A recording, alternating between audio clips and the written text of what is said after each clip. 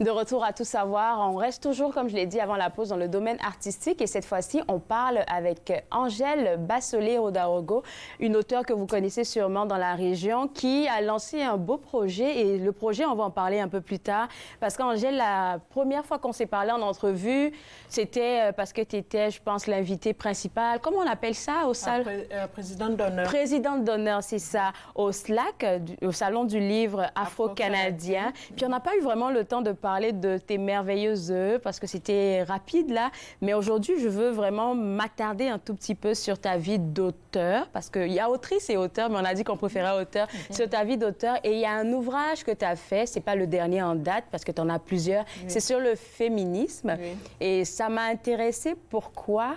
Parce que tu mentionnais quelque part derrière la page de... En tout cas, pour le petit récit de l'ouvrage, que le féminisme n'est pas quelque chose d'occidental. Ça a pris quand même ses racines en Afrique, quelque part. Donc, ça m'a un peu intriguée. Je voulais en savoir un peu plus. Oui, c'est un chapitre de ma thèse de doctorat que j'ai résumé pour vulgariser et pour expliquer. Donc, je repars aux origines du féminisme parce qu'on a eu tendance à rejeter cela en Afrique en disant que c'était une notion occidentale, alors qu'en étudiant nos sociétés africaines, on se rend compte que nos sociétés étaient féministes dans leur essence, même si on n'employait pas le terme féministe en tant que tel, dans la mesure où la place de la femme était prépondérante, la place de la femme était importante, la notion de pouvoir politique important au niveau des femmes était importante et dans cette Afrique-là, et donc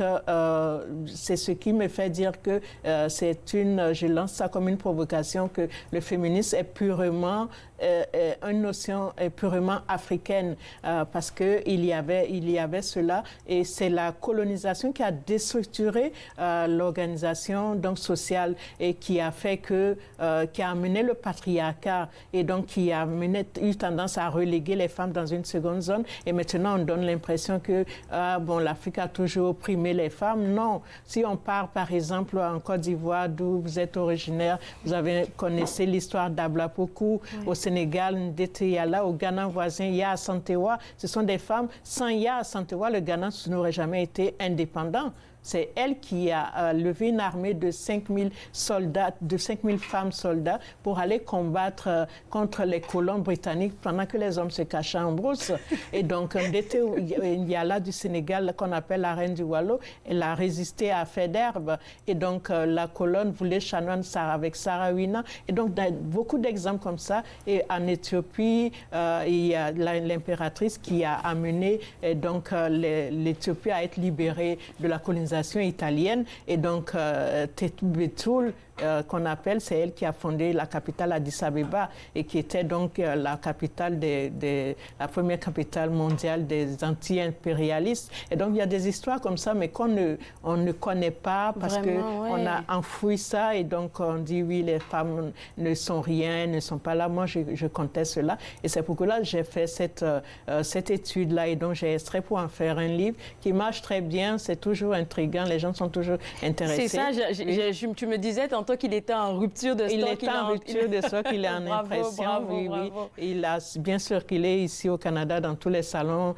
à Paris aussi, il était en rupture de stock. Et donc, c'est simplement pour dire que il y a des faits qui ont été tronqués et qu'il faut ramener donc la vérité. Parce que cette oppression-là, moi, je ne l'ai pas vécue dans ma propre famille. Il y a dans une histoire de royaume, comme le royaume qu'on appelle le royaume Mwaga, qui a priori apparaît féodal. Il y a des histoires de femmes comme la princesse Nyenenga, comme Wemba, qui ont eu un pouvoir politique important. Donc, ce n'est pas tellement... Ça me fait penser que, je ne sais pas si tu connais ce film-là, Woman King, je pense. Oui.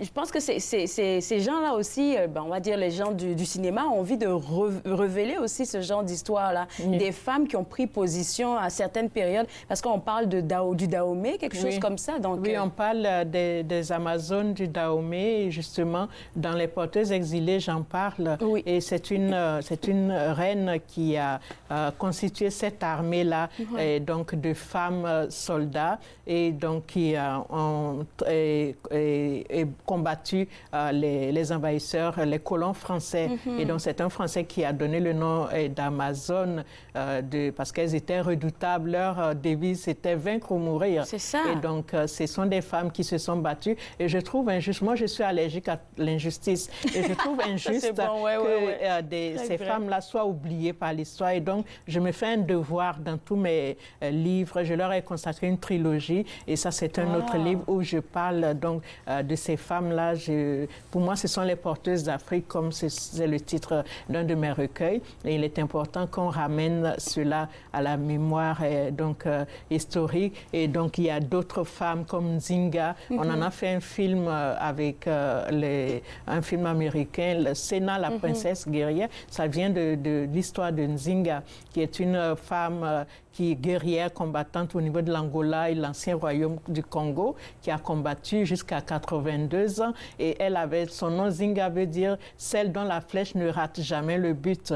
Et donc, c'est elle qui a, grâce à elle, on parle encore d'elle en Angola parce qu'elle a été donc à la base de la libération de l'Angola avec les Portugais. Et donc, c'est important. Elle a une statue à Luanda. Elle est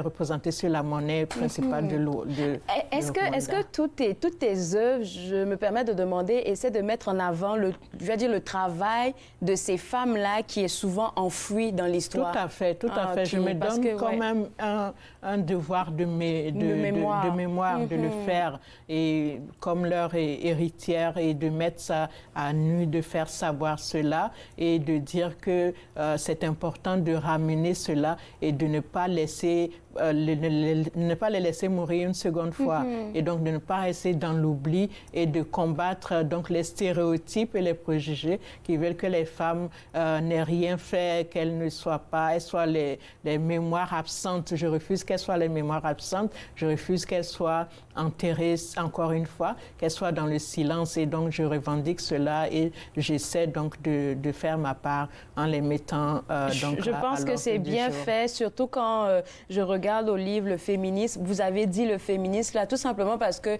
on a une autre, surtout à notre ère, là, on a une autre perception. En tout cas, chacun a sa perception du féminisme. Mais en regardant à ces ouvrages là, on se rend compte qu'en fait, c'est pas une guerre entre les hommes et les femmes. C'est pas ça. Non, pas du tout, pas du tout. Et le féminisme en Afrique, c'est particulièrement ça. Les femmes, comme les femmes au Nigeria, comme au Lugndipé et d'autres femmes, elles disent c'est une collaboration avec les hommes. Ce n'est pas, et comme je l'ai dit, ce n'est pas renverser une dictature pour en imposer une autre. Nous sommes tous, hommes et femmes, partie prenante du même combat. Moi, je peux dire que dans ma famille, j'ai vu des hommes, mon époux a donné cet exemple-là. Il s'est occupé de notre fils pour que je fasse mon doctorat ici. Et donc, si ce n'est pas du féminisme, je ne sais pas ce que c'est. Au Burkina, il y a une région où ce sont les femmes qui donnent le nom à l'enfant. L'enfant porte le nom de la mère, pas le nom du père, en pays d'Agara. Si ce n'est pas féministe, je ne sais pas ce que c'est. Ouais. Et donc, j'ai aussi fait, vers la fin, une analyse comparative avec le Canada. Bon, parlons du Canada. Il y a un beau projet que tu es en train de travailler, sur lequel tu travailles ici à Ottawa. On va en parler après la pause. Je te garde avec moi. Et puis, tu auras un autre invité qui va nous rejoindre. Vous regardez Tout savoir.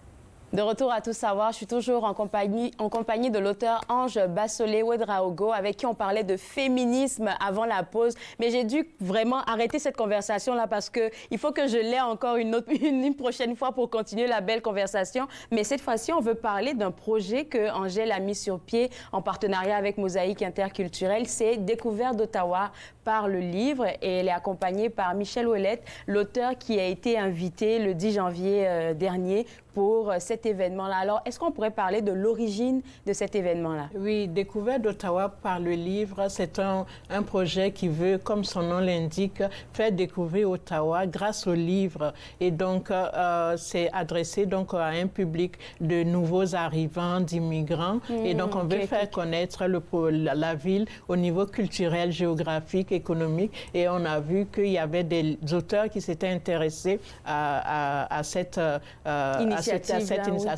thème-là, et dont l'auteur que nous avons. Et il y a eu André Lasselle qui avait lancé un projet, et donc au poème dans la cité que vous avez reçu ici. Et donc Michel en fait partie de ces auteurs qui ont participé. Et donc notre premier invité, c'était Eddie Garnier, et maintenant les autres viennent de ce corpus-là. Et donc c'est le but donc de faire découvrir Ottawa. Et nous avons le soutien de l'ACFO avec le programme Ottawa Bilingue, financé par le gouvernement fédéral. Donc, c'est cette initiative-là. Alors, Michel, invité à un événement pareil, qu'est-ce que comme auteur, qu'est-ce que ça remue en vous, en fait? Parce que grâce à vous, certains nouveaux arrivants, comme Angèle vient de le dire, ont découvert, en fait, Ottawa. Oui, bien sûr. Pour moi, c'est toujours de partager et d'être dans une situation d'échange avec les gens. Ouais. Ce poème, je l'avais écrit en me rappelant la première fois que j'ai vécu à Ottawa. Qui était dans les années 80. OK. 1980, oui, où je faisais, des débuts d'études. Mais j'avais passé 2 années à voyager avant. Okay. Et là, le retour aux études s'est fait de manière un peu difficile. Donc, j'ai fait une année à l'Université d'Ottawa. J'étais en sciences à l'époque. Je voulais, en tout cas, m'orienter dans cette direction-là. Et je vivais dans un appartement sur la rue Gladstone. Donc, j'ai voulu écrire sur la rue Gladstone, sur mon expérience à ce moment-là, qui était une expérience pas facile. Puis j'imagine que pour... des personnes qui viennent d'arriver, il y a un peu cette situation-là où moi j'avais l'impression, comme dans le poème j'écris, qu'une partie de moi est restée là, dans cet appartement-là. Ça a été un moment de transition aussi. Pénible, j'étais dans une période vraiment pas très belle, en fait. J'avais l'impression d'être tout seul, d'être loin des miens, parce que moi je suis originaire du nord de l'Ontario, donc... Et c'est un sentiment que les nouveaux arrivants ont c'est ça. Je crois que ça fait partie de l'expérience d'être déraciné. Exactement. Et de se retrouver un peu seul. Et à un croisement aussi, où à quelque part, on a peut-être des rêves qui ne se réaliseront pas parce que, la situation ne se présente pas comme ça, mais autre chose peut naître de ça. C'est peut-être facile parce que là, c'est... Des années en arrière. 40 ans plus tard, où là, à quelque part, je peux regarder ce moment-là, puis voir qu'à ce moment-là, oui, OK, ça a été décisif. Il y a quelque chose qui a changé, qui m'a permis d'arriver à la vie que j'ai eue par la suite. C'est tellement intéressant ce que Michel est en train de dire. Pourquoi? Parce que quand on parle de déracinement, pour les personnes qui t'ont écouté, elles se sont rendues compte que c'est pas nous qui venons d'ailleurs qui sont seulement déracinés. Tu as dit que tu venais du nord de l'Ontario, venir à Ottawa, c'était un déracinement aussi pour toi? Oui, je pense que pour plusieurs personnes à Ottawa, c'est quand même... parce que c'est la capitale nationale, il y a beaucoup d'emplois de fonctionnaires aussi, beaucoup de gens qui arrivent d'un peu partout. C'est ça. Mais pour moi et les gens du nord de l'Ontario, du village d'où je viens, ça faisait partie d'une réalité que pour faire des études, il fallait quitter, parce qu'il n'y avait pas d'université, pas tellement en tout cas, dans le nord de l'Ontario à ce moment-là, et tout le monde venait principalement à Ottawa. Donc le déracinement était là, je me rappelle à l'époque... il y avait toujours la gang du Nord, comme on disait, donc des gens qui venaient tous du nord de l'Ontario, qui se réunissaient régulièrement pour se retrouver. Puis c'est un peu la même chose aussi avec les gens issus de l'immigration qui vont chercher à retrouver des semblables puis à créer des occasions sociales aussi. Définitif. Bien, j'imagine que les personnes qui ont eu à être écoutées sont ressorties, grandies. Puis je pense qu'un partenariat comme ça, on en a besoin de plus en plus entre auteurs et aussi d'avoir un public qui a vraiment envie d'entendre qu'est-ce que vous avez écrit. Oui, je pense que l'écriture, c'est toujours un acte de partage. Oui. Et puis, de se rendre compte aussi qu'on peut avoir des expériences très particulières mais qu'à travers ça, il y a quelque chose aussi qui peut être communiqué à d'autres personnes. Un très beau projet, Angèle. Félicitations. Alors, ça serait quand les prochaines dates? Parce que là, il y a le mois de février, du mois de l'histoire des Noirs qui arrive. Est-ce qu'on prévoit quelque chose d'autre comme ça? Il nous en reste deux. Et donc, c'est des ateliers mensuels que nous faisons donc, en collaboration toujours avec des organismes communautaires. Et donc, nous avons fait le premier avec le REPFO. Ce second, et c'est avec le PAF, le programme d'accueil francophone. Et donc, Mosaïque, au début de l'activité, est notre partenaire pour tous les ateliers. Mais chaque mois, nous ciblons un organisme communautaire qui offre des services aux immigrants. Et donc, les prochaines dates, ça va être la fin janvier et un autre en février. Et donc, on a commencé avec 2 hommes. Et chez nous, on fait le genre, on applique le genre et l'équité. Et donc, nos prochaines invités vont être des femmes. Est-ce que c'est encore des scoops ou est-ce qu'on connaît déjà les personnes qui seront mises en avant? Oui, ce sont des scoops. Des scoops. OK, d'accord. On va garder ça peut-être pour la prochaine fois. Et Michel, puisque grâce à Angèle, j'ai eu à te rencontrer, moi, personnellement, j'aimerais entendre sur ta vie d'auteur si tu es de passage un de ces jours ou bien si tu acceptes de venir à l'émission pour nous parler peut-être de ton expérience vécue encore une fois et pourquoi pas de tes œuvres. Oui, bien sûr. Ça me ferait plaisir de vous avoir tous les deux. Merci. Bonne chance pour la suite des choses, Angèle, et aussi à toi, Michel. Et pour vous autres à la maison, vous pouvez visiter le site web de Malaika pour avoir les scoops sur les 2 femmes qui seront présentes pour cette activité-là, qui s'intitule Découverte d'Ottawa par le livre. Et puis, vous allez... pourquoi pas les voir aussi à l'émission si Angèle accepte de me les apporter. Écoutez, on va prendre une pause et juste après la pause, on va aller en musique avec Amigo. Vous regardez Tout savoir.